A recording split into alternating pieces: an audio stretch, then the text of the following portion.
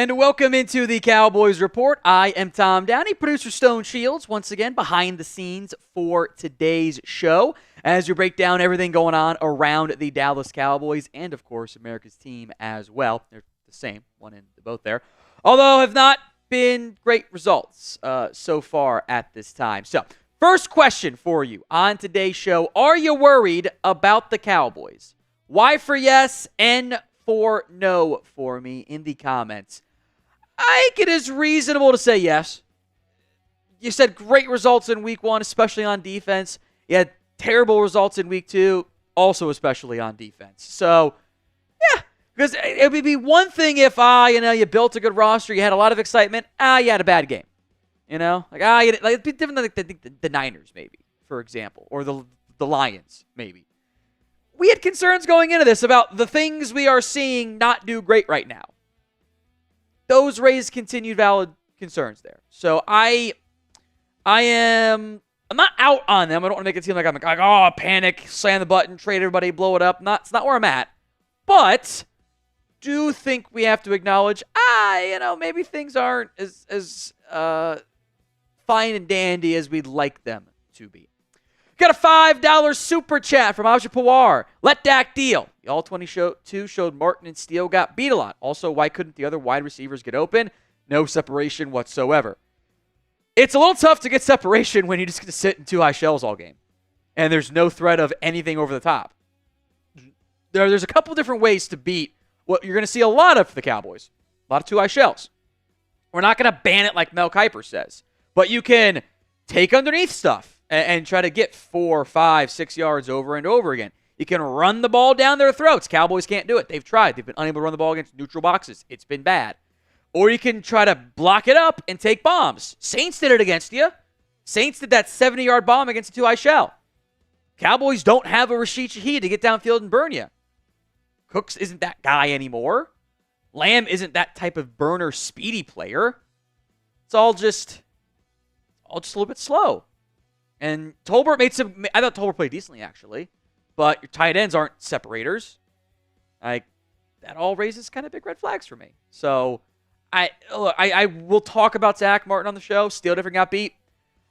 I think the reality of Zach Martin is he's not bad. He's still good. But he is now mortal. He will get beat a lot more than he used to. That's how it's going to go.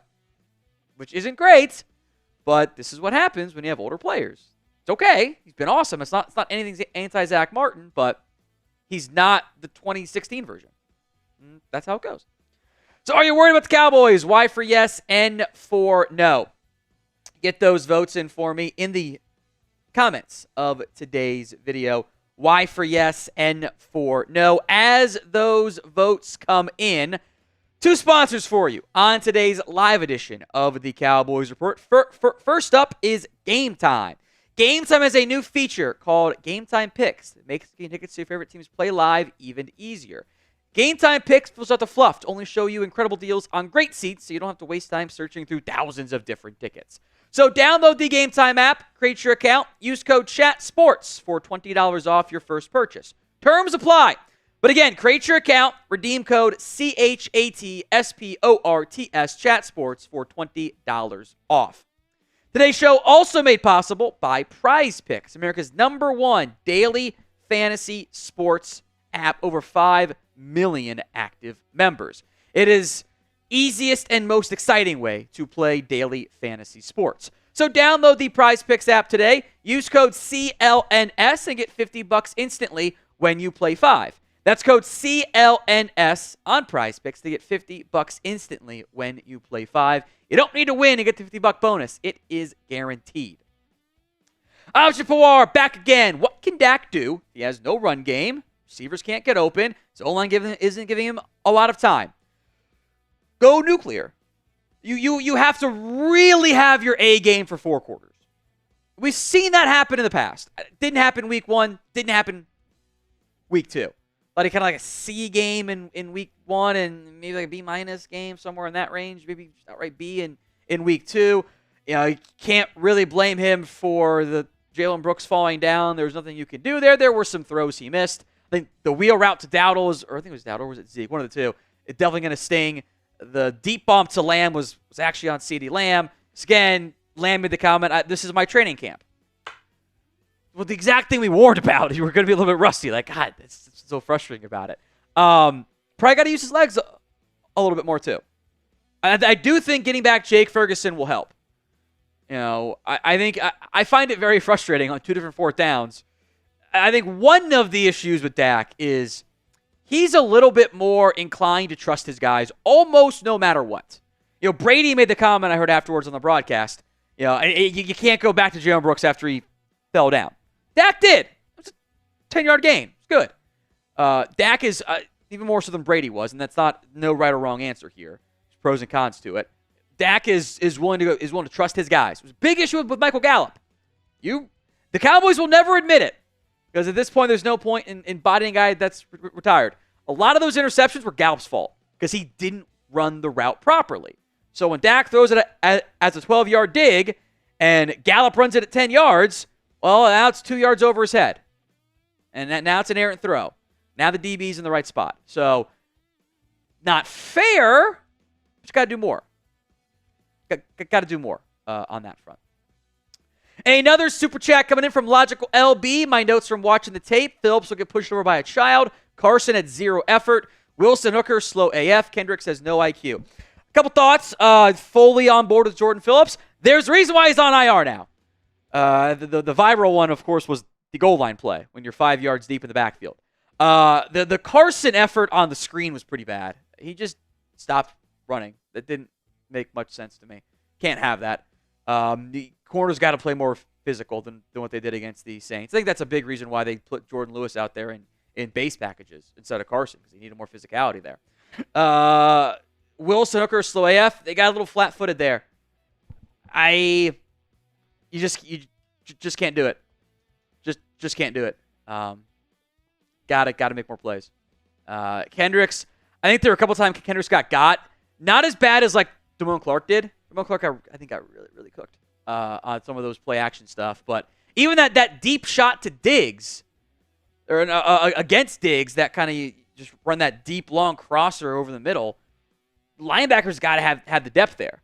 Like Diggs has to play outside leverage because there's supposed to be guys on the inside helping him out in that kind of more, I think it was really just a cover 3 look. Well, your 3 guys in the middle weren't there. So now what are you going to do? The Great Duke Bothers, is the Mazi Smith experiment over? Asterisking answer depends on what the back results come back as. Assuming it's not he needs surgery or something. No.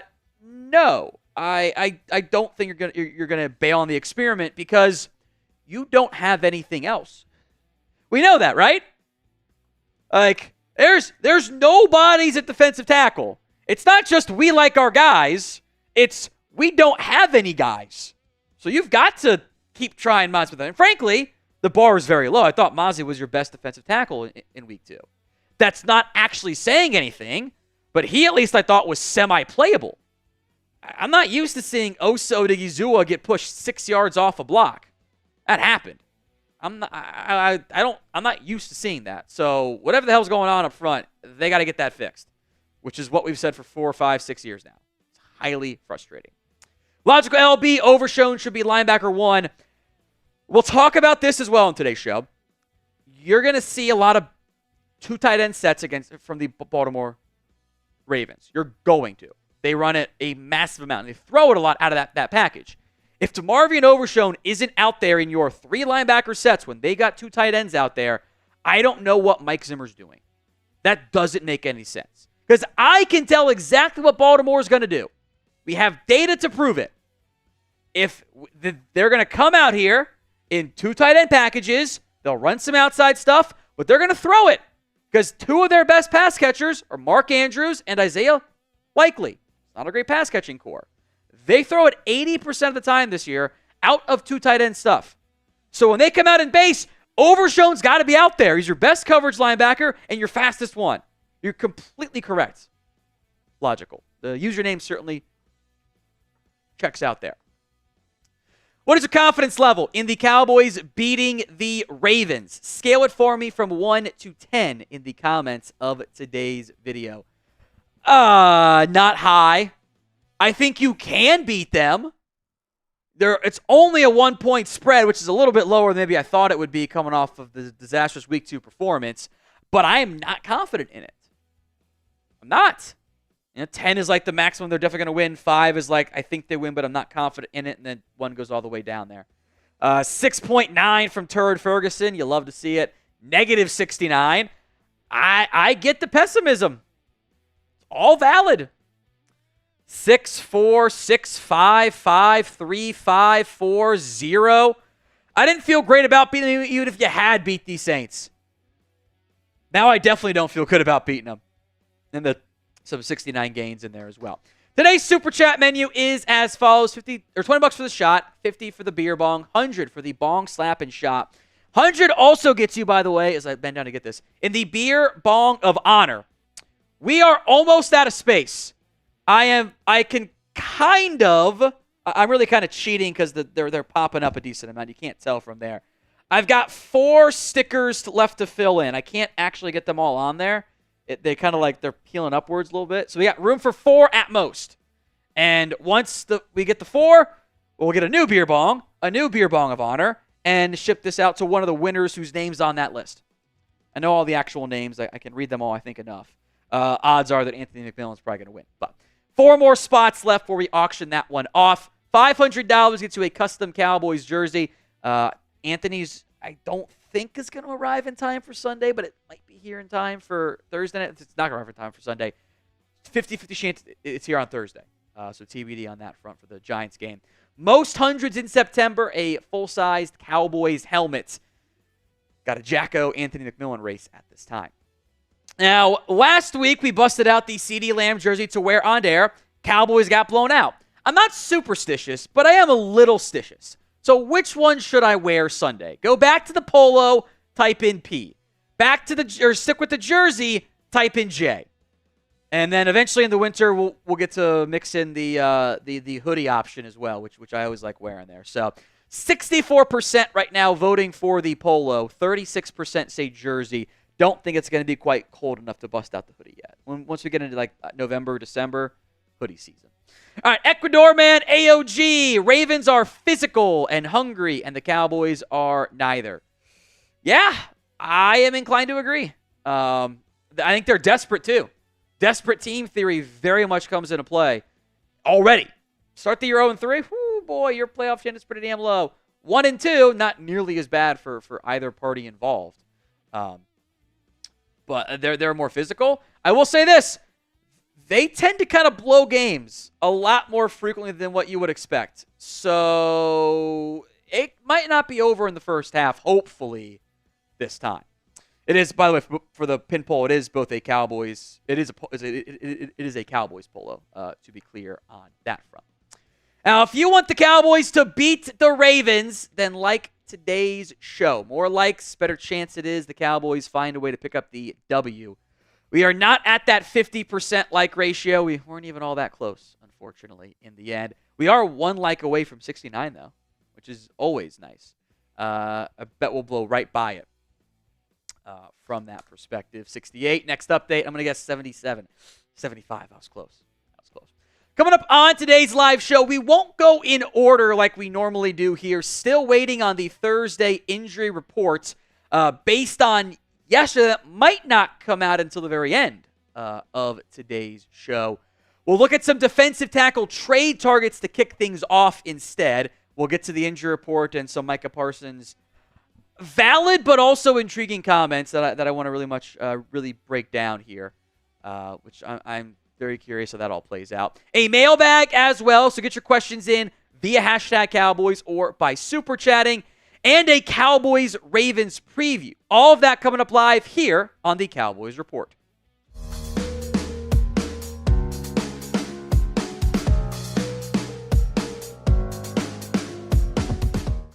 On today's Cowboys Report, to answer many questions that I've seen, I want to break down what the Cowboys' options are at the trade market along the defensive tackle room. There's injuries, there's poor play, there's all kind of bad stuff going on right now in this defensive tackle room.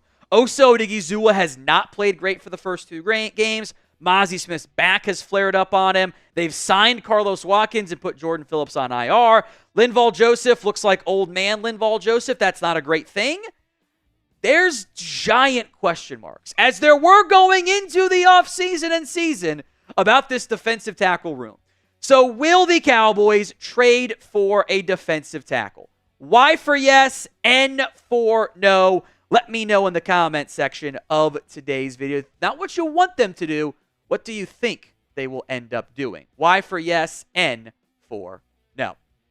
I want to break down some of these top defensive tackle trade targets. The things you have to consider here as you judge what the feasibility is of additions along the defensive line is multifold. The simplest of which is the cost.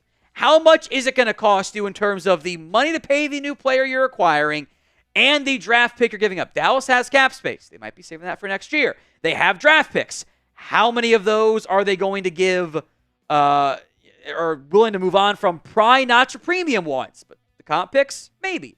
You've also got to find a team willing to sell. It's not always doable this early in the season.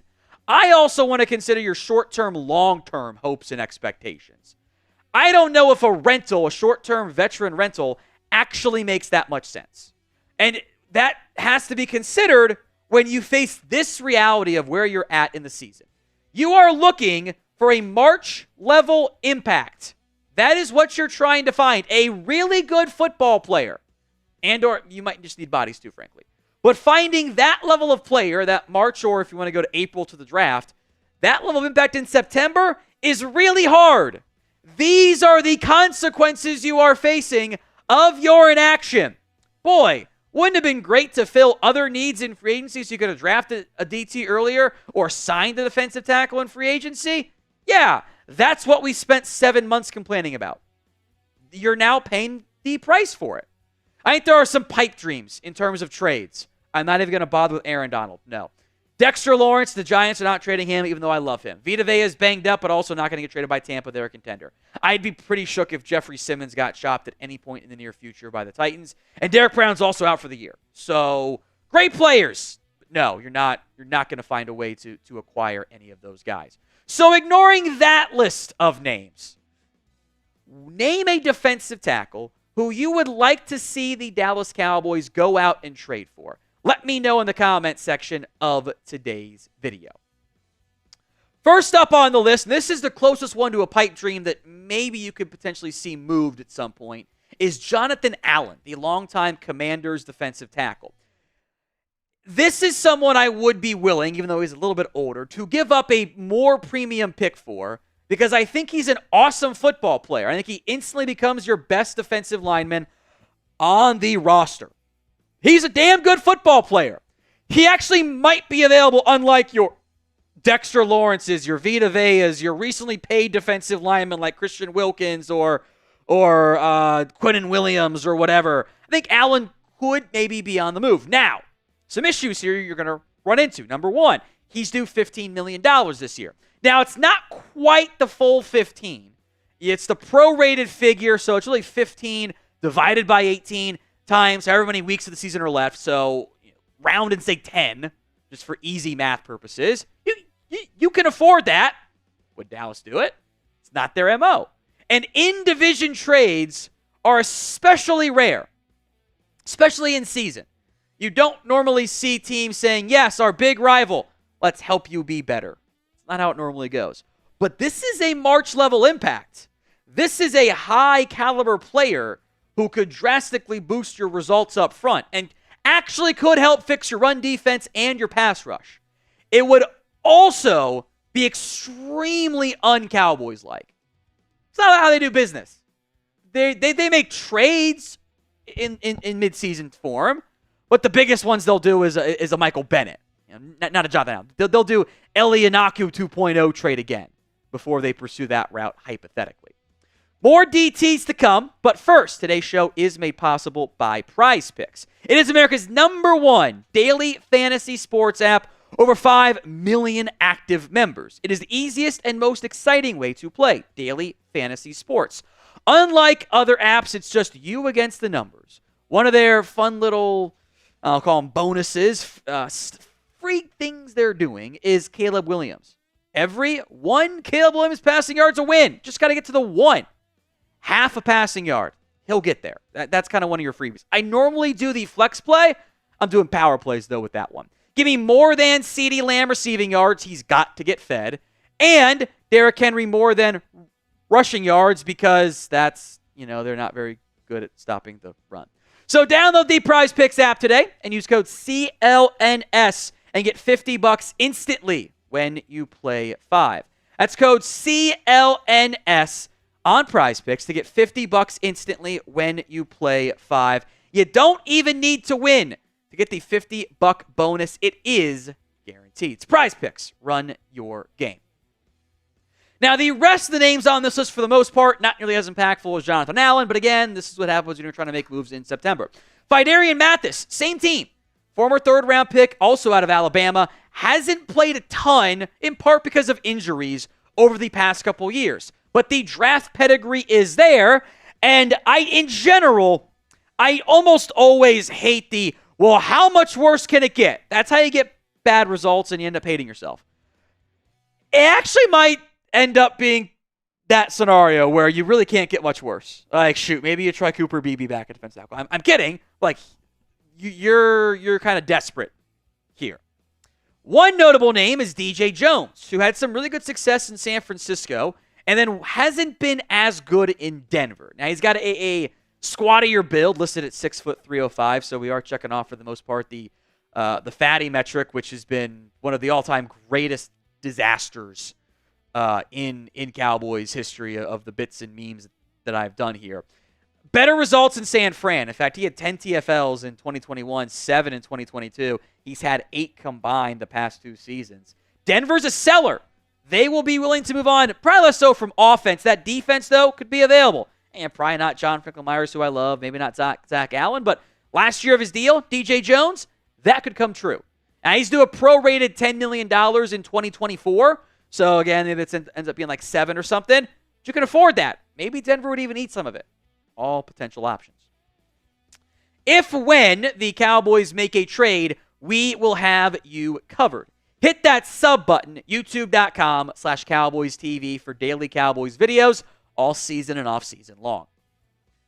All right, Shy Tuttle, the Panthers defensive tackle. We're going to look at 2 different Panthers players because they're bad. Now, no Derek Brown makes things complicated here. Tuttle's been a DT3 for a good portion of his career, maybe a DT4 on the Saints, kind of is in that mold right now with Carolina as well. He does have some of the size you're looking for. Again, Carolina's a team you have to call because they're bad. And don't think they're going to get much better with Andy Dalton out there starting. Player's not that great, but at least the name's pretty fun. This is very much in the veteran mold. A'Shawn Robinson, who somehow has a ton of tackles in 2 games for Carolina, which is indicative of how just weird that team has been overall. This is a big boy. He's a fatty, 6'3", 320. He's spent time with the Giants, the Rams, the Lions, now in Carolina. I thought he was solid in 2023. Not great, but again, relative to what you have, this is probably one of your better, more realistic options of trading for a mercenary defensive tackle who might be an upgrade for you. I do emphasize might because, it's Carolina. It's September acquisitions. I don't want to give false hope of trade for this guy and the defense is fixed. You got a lot of issues there. This is just one step of it. So what is your confidence level in the Cowboys when it comes to trades? You haven't had the best results with those. Sound off for me in the comments of today's show.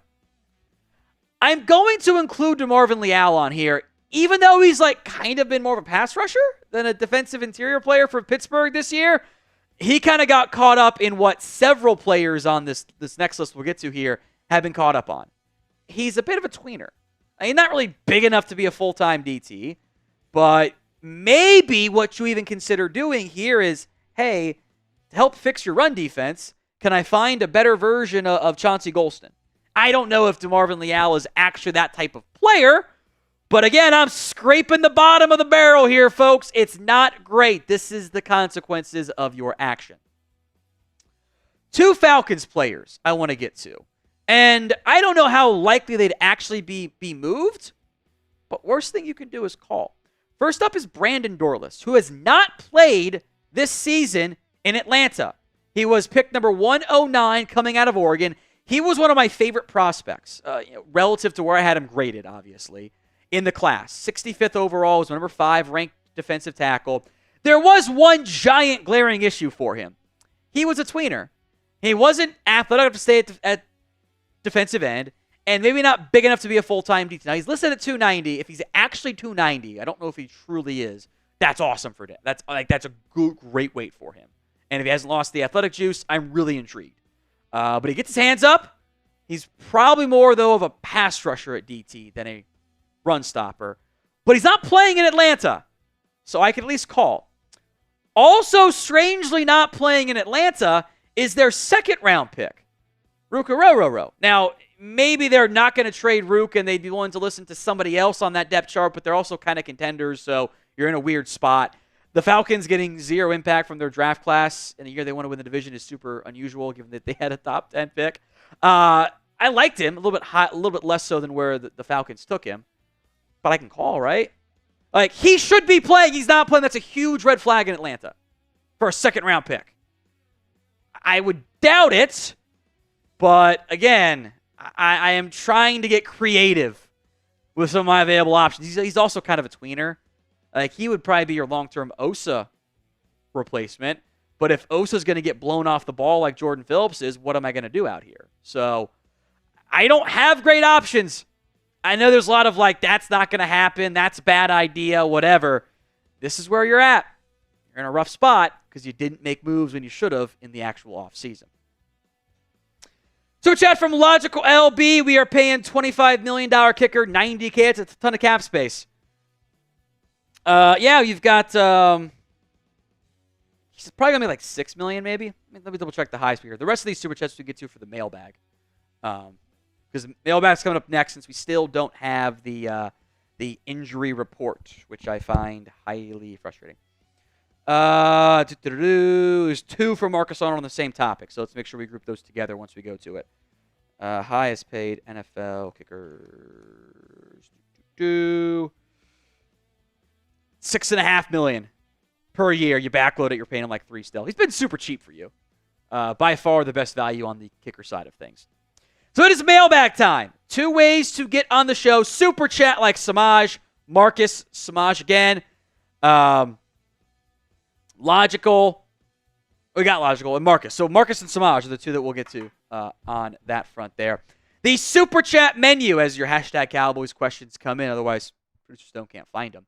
$20 for a shot, $50 for the beer bong, $100. You get all 3 of the beer bong and slap and shot. And the 4 available spots left on and I'm pushing it for 4 because they're peeling off on the bottom where it curves. They don't want to stay attached. 4 available. I might be able to keep it on there, but that one's in trouble. That one is really peeling at the edges. But 4 available spots left. Once that's filled, we'll raffle it off for all the names on there and get a new one, and we can reset the whole thing there. So get your questions in right now via hashtag Cowboys or by super chatting. Those are your 2 options for today's show. Hashtag Cowboys. Skip that line altogether via a super chat. Let me check one thing here. Make sure I haven't missed the injury report coming out. You're still waiting on it, which is not necessarily a huge surprise. But maybe at the end of today's show we'll get it. Otherwise, I don't know. We'll make a decision. We'll make a decision. We might just gamble. Who knows? We'll get to that when we get to it here on today's live edition of the Cowboys Report. A super thanks to get things going on today's live mailbag from CJ DeYoung III. Who's to blame other than Sue? Is McCarthy calling crappy plays? Do we have trash backs? Is the O-line garbage? P.S. Glad you got the reference last time, Tom. Thanks. The answer is yes, a little bit of everything. I don't like your ground game scheme.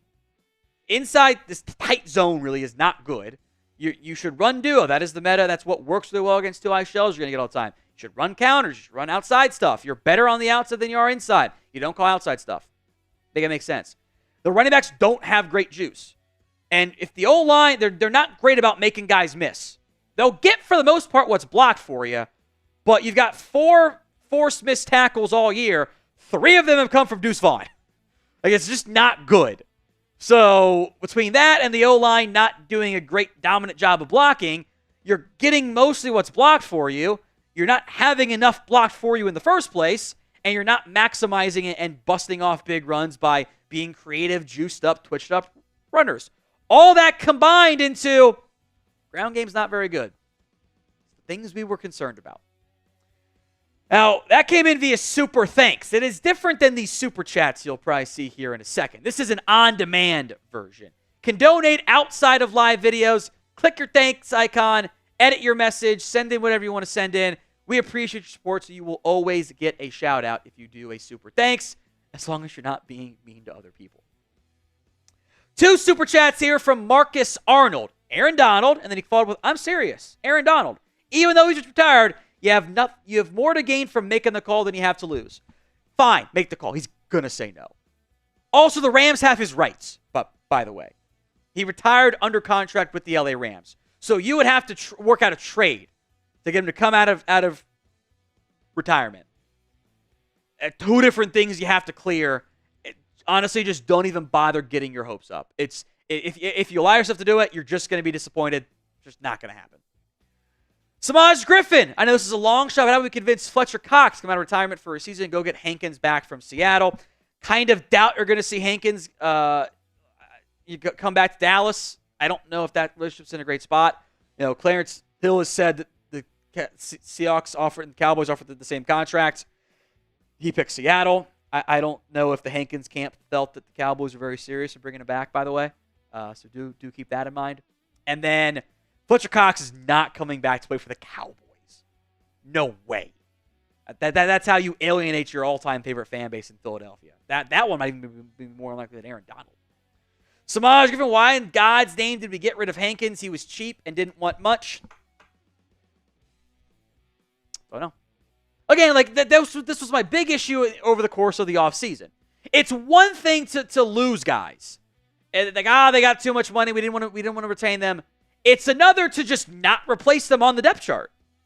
You never replaced Hankins until you made a trade for really a signing of Linval Joseph. Old Linval Joseph. Who you paid more to than Jonathan Hankins, by the way. Make it make sense to me. I can't. Bryson Johnson, how about a trade for Roshan Johnson?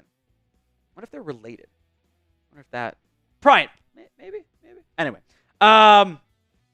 Look, he has not played really for the Bears, which is kind of a red flag maybe in and of itself. He's probably better than some of your backs. He's also not exactly that twitchy guy that I think you would be searching for. But again, it's not like you're a beggar at running back and defensive tackle. You can't exactly be choosers necessarily. So will the Cowboys make a trade? Y for yes, N for no. Let me know in the comments, the pinned comment, actually, of today's show if that ad comes here on YouTube. Brett Alstein, Tavondre Sweat would have been nice right now. Not going to lie. Here's the thing. You couldn't take him. You had to go offensive line in round 1. Because, again, you're paying the... If you had filled your needs in free agency and addressed all this other stuff, then you could have taken Sweat in round 1, which I think they weren't going to do. I think that was a gamble that with the player that they weren't going to be willing to do with some of the stuff they've run into with Mazi there. He's been fine for Tennessee. I think they really helps having Jeffrey Simmons there alongside of him. But it would have been nice to get a defense tackle at some point on day 2, right? Or another pass rusher, which you got in Marshawn Nealon, but getting more there, or signing somebody, or a running back, or a impact wide receiver, or more corner depth. You could have made it work. But you didn't. You had too many needs going into the draft because you didn't do jack shit in free agency. This is the price you're paying. Brian Perry, will the Cowboys use Cook? Maybe. Maybe not. We'll see. I think at some point, if the running game stays this way, unless he's just terrible in practice, which we wouldn't know, you kind of just give him a chance. Although you would have to do some more outside zone stuff, which is a whole other in-depth, longer conversation. Today's show is made possible by Game Time. There is a new feature called Game Time Picks that makes getting to see your favorite teams play live even easier. Game Time Picks filters out the fluff to only show you incredible deals on great seats, so you don't have to waste time searching through thousands of tickets. It's just curation designed to make it easier to save money on sports and concerts and comedy, theater, and everything else all together. They've also got all-in pricing. You tap that toggle, and it allows you to see your total cost up front. So there's no surprise fees at checkout.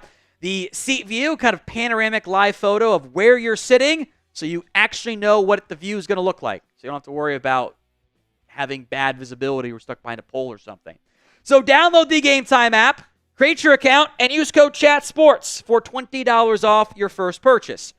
Terms do apply. But again, create your account, redeem code CHATSPORTS, CHATSPORTS, for $20 off. Download Game Time today, because what time is it? It's game time. RV3. I truly believe this defense is soft. They get scored on, and it seems like they just lie down and can't recoup. Will be tough to watch again on Sunday. They can prove you wrong, right? They can prove me wrong, too. Because I have pretty consistently not seen this defense be able to take a punch. I think they are a soft-jawed football team. This probably goes for offense, too. So how they figure out and adjust from there is certainly a pretty big question mark. $20 from Marcus Arnold here. Everyone is blaming the running backs for the running game, and it makes no sense to me. Until our backs can receive the handoff, having to make someone miss at the exact same time, it's going to be bad. The scheme is the issue. You've got a lot of issues. And I think this also is a great explanation of what people really mean when they say running backs don't matter. They don't actually mean that they don't matter at all, but they mean that they're more impacted by everything else. Yeah, like a Barry Sanders could make that happen for you. Your regular backs aren't going to be able to. I don't think the scheme is set up to maximize your offensive line or your backs. I don't think your offensive line is maximizing the scheme because it's not a perfect fit. Run duo with Terrence Steele and Zach Martin. My God, you learned that 3 years ago. Why do we have to relearn this all over again? It is just insane. The scheme certainly is I think, a pretty big issue there. We got a $500 super chat from Alan Marvetts, a.k.a. the Wild Buck, which we should do a beer bong for after the mailbag cut ends. Howdy, Tom. How's it been? Here's $500 for the jersey. Don't know if you signed it or if it is a player signature. Would love a CeeDee or Micah jersey, if optional. But need a jersey to wear on game days on the road to support my Cowboys daily. Let's go, Cowboys. Hopefully something changes with all this money Jerry has spent hoping for a win. Alan, email me, Tom, at chatsports.com so we can get you hooked up with the details on the $500 jersey. We'll break it down. There's a variety of options for you, basically, especially for the $500 there. Yeah, a win would be nice. I think your change might come next offseason, though. Speaking of change, from Chris Rodman, super chat was too long, didn't quite fit the graphic. Good job of just on the fly there, Stone. Is there any chance McCarthy is canned midseason? I would be pretty surprised if that happened.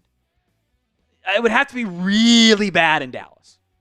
And they gave Jason Garrett how many years? They don't like paying coaches to not work for them. Jerry should have said that before. So unless you're straight up eliminated in like December, early December, I would be surprised. Chance, sure, likely no. How hot right now is Mike McCarthy's seat? It's definitely a hot seat. Scale it for me from 1 to 10 in the comment section of today's show. How hot is Mike McCarthy's seat? DeLunatic, and then we'll get to David's if it's still there after this. Grades so far, both of our offensive tackles. C? I think Guyton's been a mostly better pass protector, especially when he wasn't going to hook against Myles Garrett. Steele's been better than, especially the run blocker than what he was last year. He's still got work to be better, though. So, room for improvements, and you've kind of protected them, and if they were truly on an island every snap, it might be kind of dicey. So, which maybe we expected overall. Not panicking, but, they need to be better. A lot of things need to be better through two games. Now, if you want to be a part of the Cowboys Report, then you got to subscribe. That's how you join in on these live Cowboys mailbags. It's all free. Hit that sub button right now. David Ellswick, what the F are we going to do about the safeties? What happened there? Yeah, you got to take better angles. You got to be more confident. I don't think there was much confidence in that defense. I think it's also, to be fair, not excusing anything, it is much tougher as a safety, as a linebacker, to play through traffic. When your sight lines aren't clean, it's tough. Because where's that running back? Where is he? You got to have better instincts, I think, what they showed in week 2.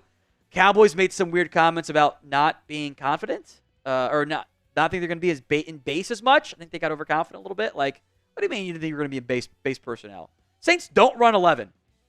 What do you mean you thought you were going to be in a bunch of nickel looks all week? Like, that's very concerning to me, actually. You can't get beat over the top. This is your number one job, and you're in too high coverage. How do you allow that to happen? I think Wilson took some bad angles. Hooker took some bad angles. Thought they played pretty well in week 1. So, which one shows up in week 3? It's a big question mark. Ajapawar, does Dak have a good arm? He's probably somewhere like around 10 to 15 on the low end. Like, maybe if we only include like the starters, it's closer to 10. It's like Joe Milton's a bad quarterback, but my God, he has an arm. But he's a bad QB. It's certainly not the Josh Allen-esque arm. It's also, Joe Burrow. It's not a Joe Burrow arm. Like, Burrow's arm is actually not very good. It's decidedly below average. Now, he's so smart and so anticipatory, it doesn't matter. He gets away with it. But there's definitely a notch or two below the true cannons of Richardson. Like that Anthony Richardson throw for week 1. It's like 4 guys in the league that can make it. It's him, it's Josh Allen, it's Matthew Stafford, maybe Mahomes. And even Mahomes' arm is really good. But I think it's still like a slight notch below Allen's. Mahomes has the arc, maybe not so much the pure, unadulterated speed and velocity behind it. That can't make that throw. That's too much. Everything else, yeah, you can make all the throws, just not the freakazoid throws, I hope that answer kind of makes sense. Watson Williams, be nice to one player from the Saints game. I'll be nice to 2, and not on defense. And this is relative to expectations. So, like, Brandon Aubrey, yeah, he was great, but he's always great. He kind of met those. I think Luke Schoonmaker actually played pretty well. And I thought Jalen Tolbert had a nice game. Now, there's the one pass he's got to come back to. The All-22 angle actually showed Dak had some pressure in his lap from Terrence Steele. That's why that ball floated more than it looked like on the broadcast copy. But I thought Tolbert played pretty well. Now, that was relative to expectations. Still a lot more to go through there. Through 2 games. Might be the kicker. Who has been the Cowboys' best player? Let me know in the comments of today's show. Noah Turner. Should the Cowboys do more cover 0 blitzing on defense? I'm down to mix things up. Especially without Deron Bland. I don't know if you want to go down that path. I think what you'll see is more, creative zone blitzes. Like they did make changes. They tried to bring more blitzes against the Saints. It didn't matter because they were able to block it up with extra protection and very creative stuff there from Clint Kubiak. So you can try 0 blitzes. I don't know if this defense is ever going to be a Brian Flores throw shit at the wall defense. He also does a lot of fire zones. Like even more cover 0 is still only like a couple of game at most. It's got to be timed up properly. Maybe in that game against the Saints, maybe try to get a play to happen, but it's a little bit. There's not a perfect answer because that's very much a results-based blitz, and you look like a genius if it works, and everyone hates you if it doesn't work. Saw it against Browns, right? Browns brought cover 0, touchdown. Probably depends on the quarterback you're playing. Against the Ravens and Lamar specifically, in years past, they've had issues. They were much better last year. So it is something worth at least considering. All right, Thursday Night Football is back. First up, we owe a shot and a beer bong here. We'll do it as a jungle bong. Why not? For Marcus's 20 and Alan Marvetz's $500 super chat. Thank you, Allen. We'll fill this up. Put all Allen names on there. Let's do AMs. Oh wait, that's gonna be confusing. We're gonna do AMWB for Alan Marvette's The Wild Buck. If my pen would work. All right, it's just not gonna work. We'll deal with it later. All right. Oh, thank God, it's kind of cold. Kind of? Was there one in the fridge? I don't know. I don't know if I put any in it. If anyone did, it would have been Chris. We'll see if we're dumb or not. No, that's fine. My mistake. Semi-chilled, at least. Not like warm. No, it's fine. It's fine. Well, we should do 2 beer bongs, I think, for a 500, by the way. I think that's fair. Oh, this will be fun. So this one is that's open. That was almost real bad. That was wide open. So it's clear because they're Happy Dads. So we'll put a little shot in here, and we'll see it. We'll see it if you guys can see it sprinkle through. Like, does it go to the bottom or the top of the Happy Dad? Little science experiment. There we go.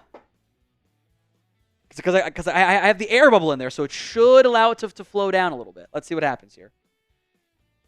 I guess I don't. Oh, no, there's the air bubble. There it goes. You can kind of see it. Maybe not so much on your end. But you can kind of see a little bit of discoloration there. Just a little bit. All right. For science and for Alan. Everybody spam the Wild Buck in the comment section right now. $500 super chat. Awesome stuff from Alan Marvetts. Appreciate you. The end. Oh. Not great at the end there. Something. Wish it was cold. My own fault. My own fault. All right. Still no injury report, by the way. When did they do it yesterday? Did it yesterday at like 4:50, I want to say. Here we go. All right. No jungle bong this time. Bottoms up.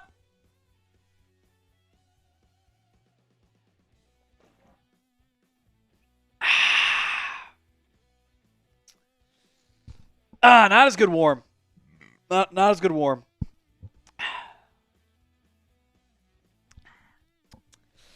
J for the Jets, P for the Patriots. Who you got? Let me sip some water.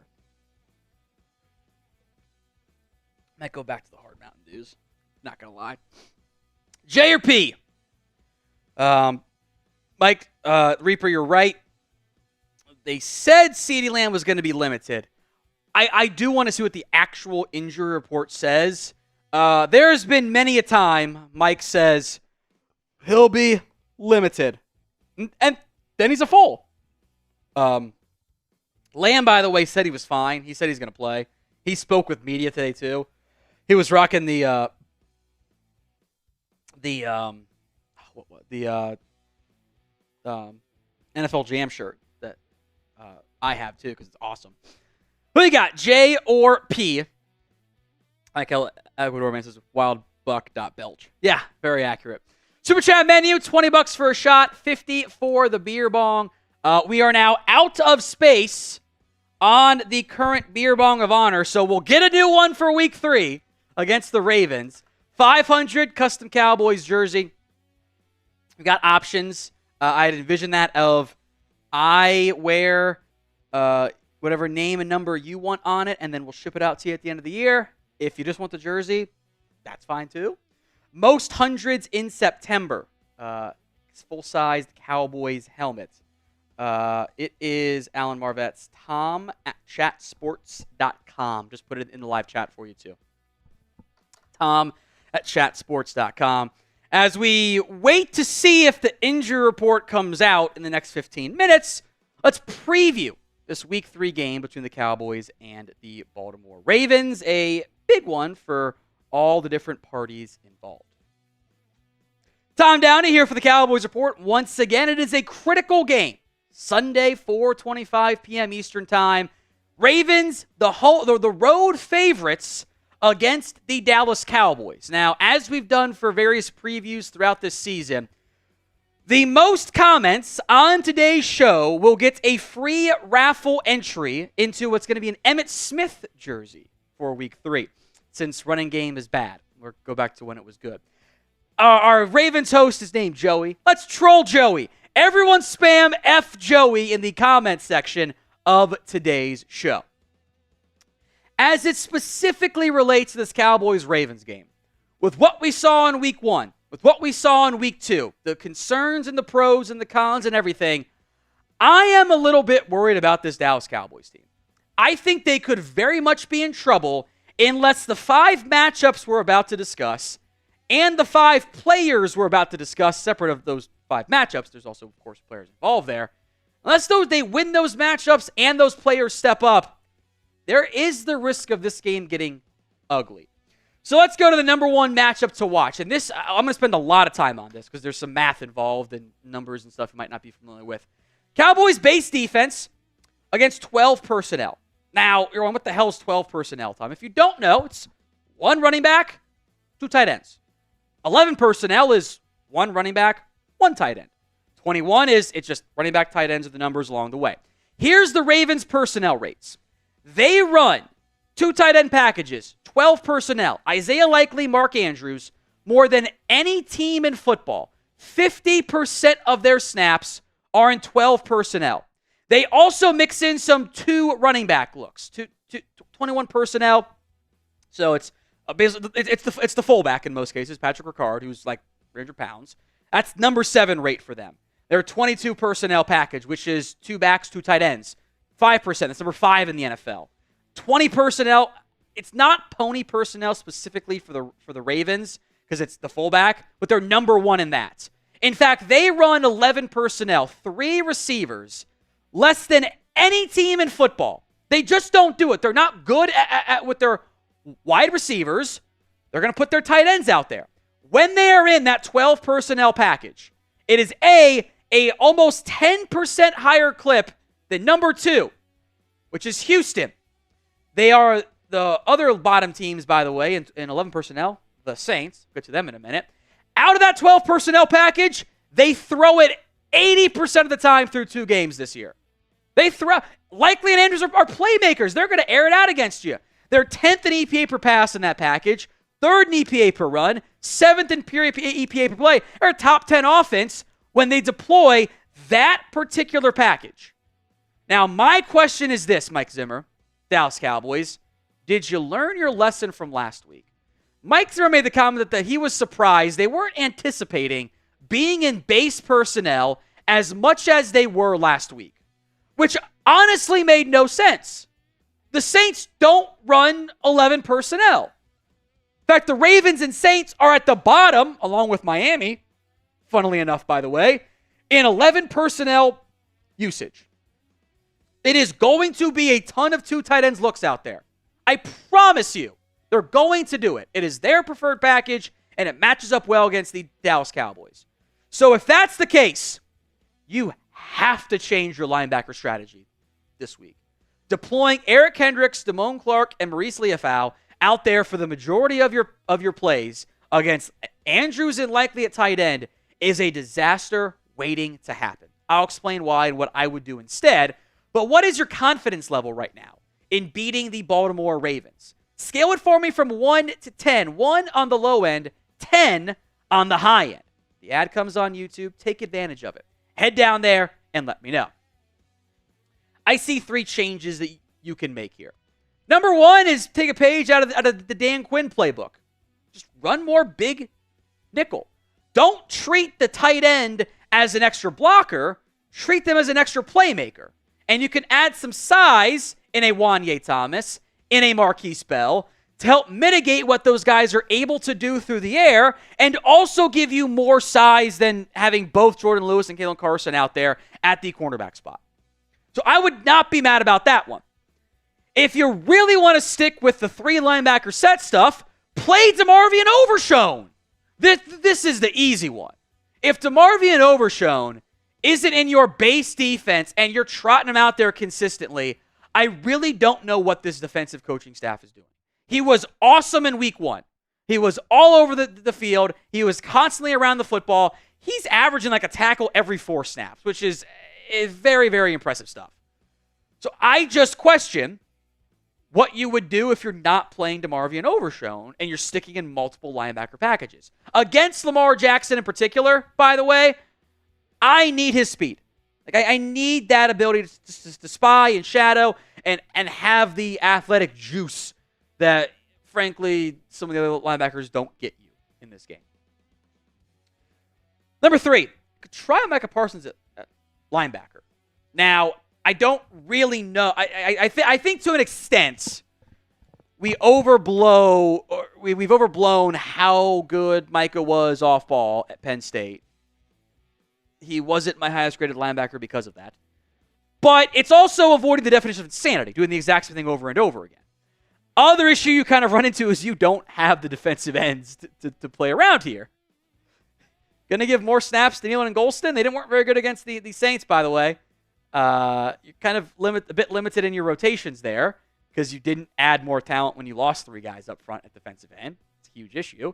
But you could try it. Not going to be mad if you try it. Maybe even the spy angle makes sense for Lamar, but also you want to get after the QB. He has to be moving north-south. That's the number one thing for me. I care less about where it is as long as it is a north-south attacking out of Micah. Now, today's show is made possible by Prize Picks. It is America's number 1 daily fantasy sports app. Over 5 million active members. It is simple. You just pick more than or less than on 2 to 6 player snap projections and watch your winnings roll in. You don't have to deal with finishing top 2%, whatever, to come out on top. You just got to beat the numbers. Here's one of my Prize Picks slates this week. I'm taking the freebie, basically. It's a half passing yard for Caleb Williams. Something Prize Pick is doing every week in September. It's awesome. CeeDee Lamb more than receiving yards. Get him going. Come on.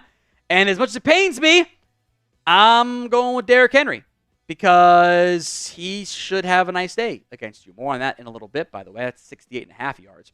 So download the Prize Picks app today and use code CLNS and get $50 instantly when you play 5. That's code CLNS on Prize Picks to get $50 instantly when you play 5. You don't need to win to get that $50 bonus. It is guaranteed. Prize Picks. Run your game. Top matchup number 2. Outside run defense against what the Ravens want to do. I'm not even including Lamar Jackson in here, whose quarterback scrambles are almost entirely outside runs, and those normally end up being really good plays. But outside run stats. Ravens are 10th in yards per carry, 11th in success rate, 9th in rush yards over expected per attempt, 5th in yards before contact, only 21st after contact. The Cowboys defense, meanwhile, 21st in yards per carry. They don't stuff very many players. It's 29th, just a 10% stuff rate of no gain there. 16th in yards over expected per attempt. 8th in yards before contact. 27th in yards after contact. They were solid against the Browns and then got absolutely destroyed and gashed and embarrassed by the Saints. I am the Ravens. I'm running outside zone left and saying, all right, Derrick Henry, get your full head of steam, have some fun. Can the Cowboys step up? Can they make the changes that they had issues with against the Saints? We'll find out on Sunday. Give me your score prediction now of the Cowboys against the Ravens. Who you got winning is probably a big factor in that, by the way. So let me know in the comments of today's show.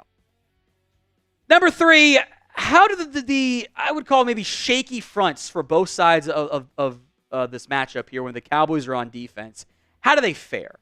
It's probably a bit more obvious in some of the run situations, but also some of the passing situations as well.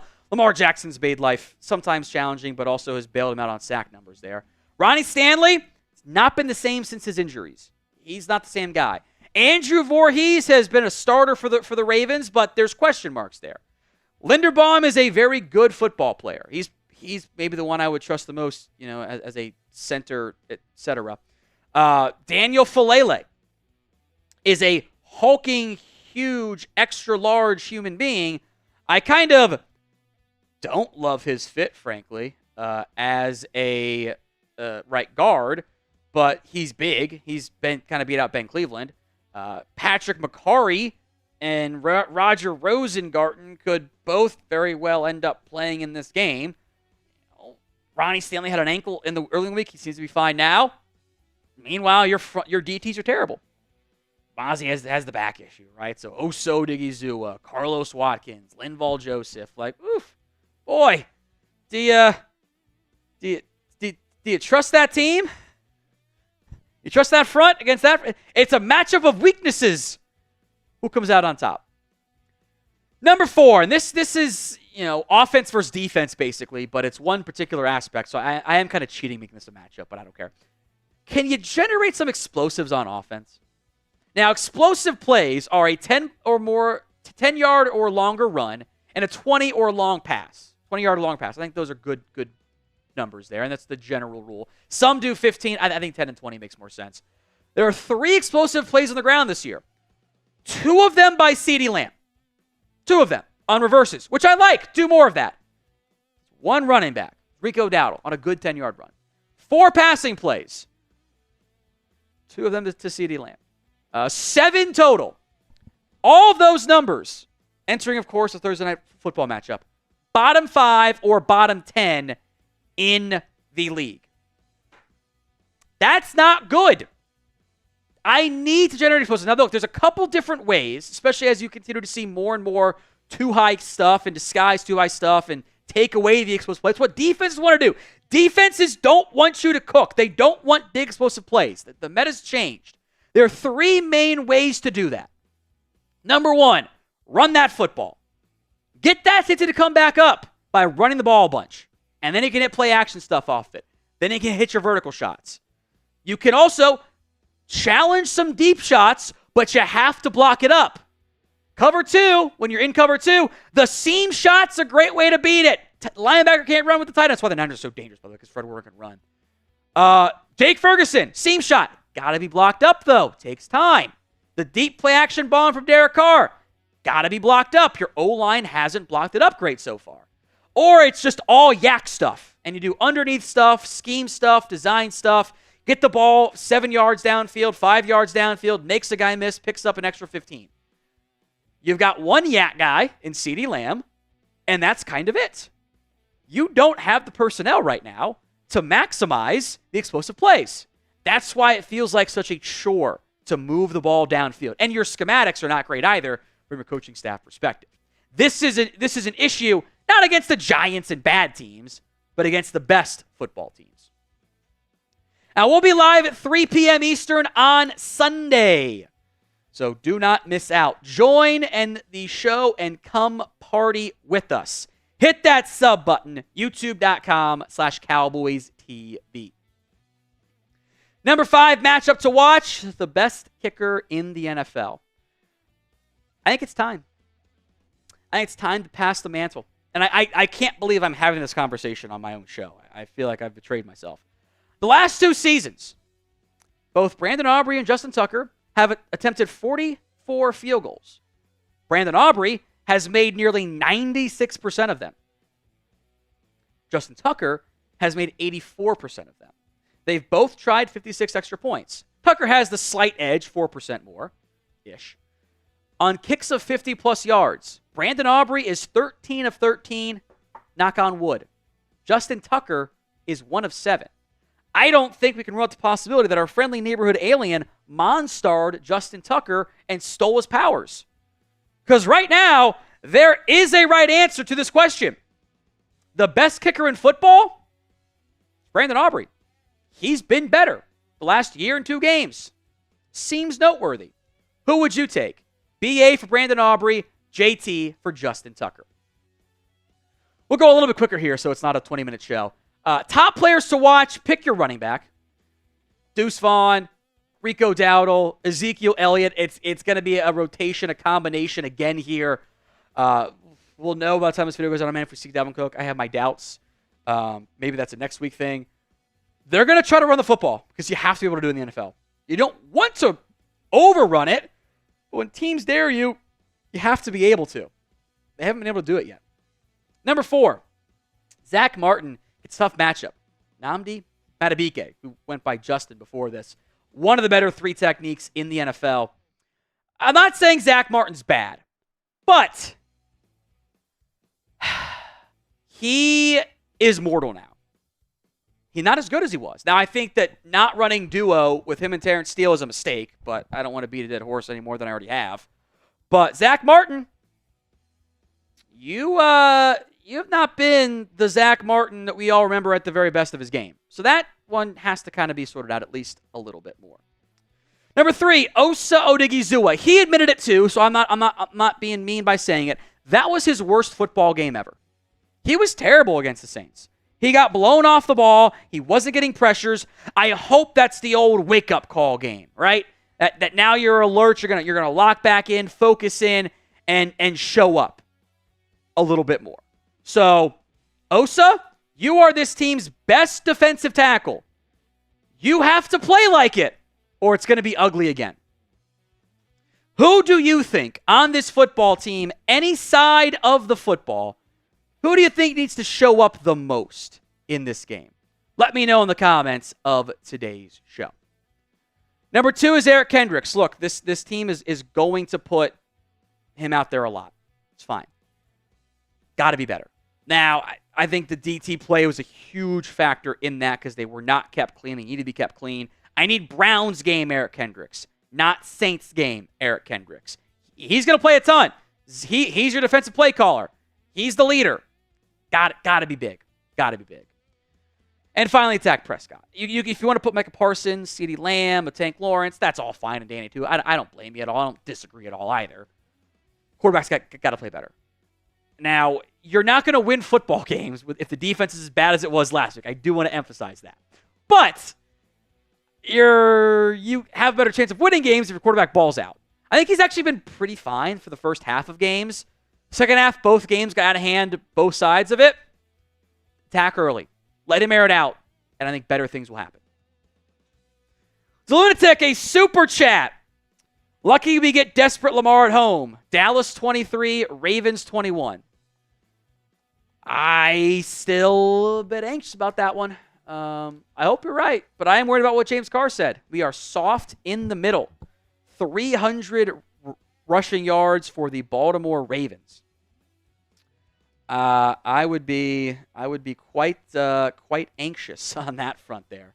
Because here's what happens. Like, this is how you kind of get like desperate, right? Like you're going to spend all week, and they've already said it. They're spending all week talking about their run defense. It's so bad that they're forgetting the Saints gashed you through the air too. And honestly, if I'm the Ravens in my opening script, you know how many play action shots I'm hitting early on? I'm hitting play action bombs because I bet they're going to bite on it. That's what I would do if I were the opening script guy, at least if I were Todd Monken. Object Poir's lack of explosives because of the offensive line. It's part of it. You know? Your quarterback's missed some throws. You could have 3 or 4 more explosives. Your receiver ran the wrong route on one of them. The Jalen Brooks play might have been an explosive if he had caught the damn ball. You know, your O-line is a big factor in your ground game. Your scheme's a big factor too. You know, they're taking a lot of short stuff. When you do roll out rights, you're not going to have explosives. You know? It's just kind of how it goes. All right, what should I wear on Sunday? I am not superstitious, but I am a little stitious. Cowboys won week 1 with the polo against the Browns. Got blown out week 2 with the jersey against the Saints. So what should I wear Sunday? P for polo, J for jersey. Let me know in the comments.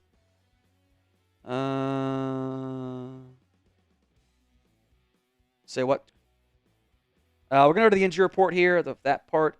Check the Jalen Brooks bio I just added, though.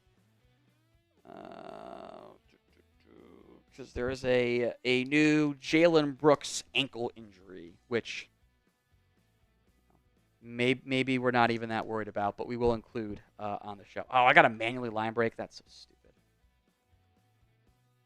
Okay, that should look better there. What should I wear on Sunday? P for polo, J for jersey. Right now, it is 63% polo. Someone said suit and tie. No, I'm not doing that. That's ridiculousness. I feel like I'm going to die if I do that. It'd be so hot in here. So hot. All right. P for polo, J for jersey. We did get the injury report just in time. So we'll break that down here on the Cowboys Report. Before we get into what Micah Parsons said and the Cowboys injury report for Thursday, are you worried right now about the Dallas Cowboys? Are you mildly concerned? Y for yes, N for no. Be honest for me in the comments section.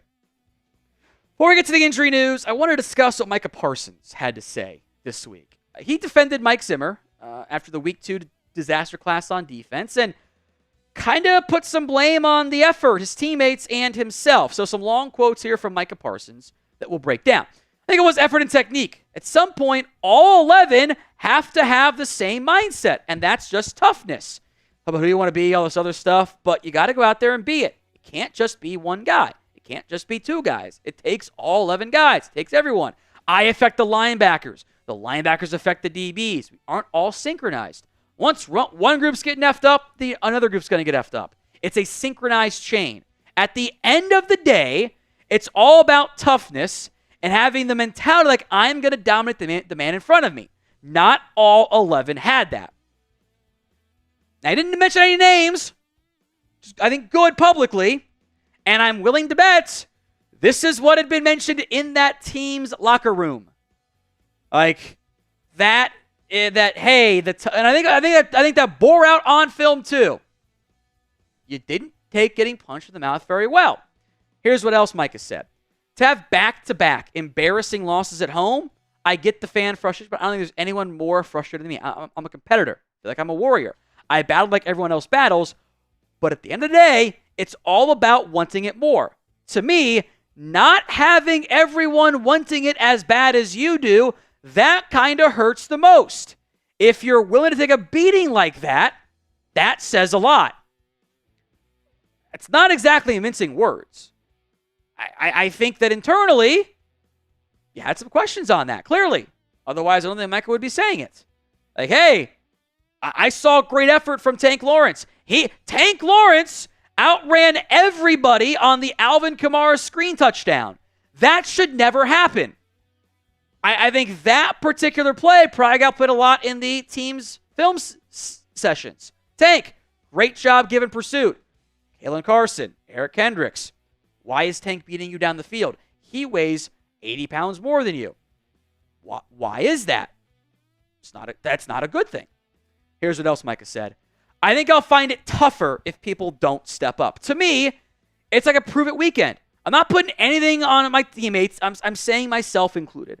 I need to step up. We all need to step up. It would hurt me more if we all did something and played down to that standard again, because that just tells me we're not moving in the direction that we should be moving. I don't disagree with anything that Micah really said there. I kind of think that's all pretty accurate. So will the defense bounce back this week? Pin comment on today's show, by the way. A for yes, B for no. Go vote with the pin comment if the ad comes here on YouTube. Look, I really don't have major issues with what Micah Parsons said. And I am worried about it, though. So I think he's right. We've got effort issues. I know Mike Zimmer said that there wasn't. I think Mike's defending his guys. It's a new group in the locker room. He's not being, call out guy yet. You got to figure out where you're at with that team before you start doing that stuff. It's that relationship building stuff. We've got red flags on the effort. We've got red flags with the toughness. And my big picture concern, and you can wind back to some of the mailbags you guys have asked, what's the worst case scenario? It's this type of stuff. This, if it doesn't get nipped in the bud, is how things start to fall apart. It's a focus on me and not we. It happened in Jason Garrett's last year. That locker room wasn't a great spot to be. It got ugly because everyone was coaching and playing for their jobs, and it started to look badly on them, and there's no security, and you kind of turn on each other. It's bad. It's bad. And it can happen, and it can sink a season in an instant, especially if your real red flag comes true. What if the team just isn't good enough? What if they just don't have the personnel to hang with these better football teams? This is some of the downside stuff of prove-it years. You get one of two options. We always knew they were going to hit adversity. Here's your first taste. One of two things happen. You rally around each other, and you get tighter and closer, and good things happen, or you don't.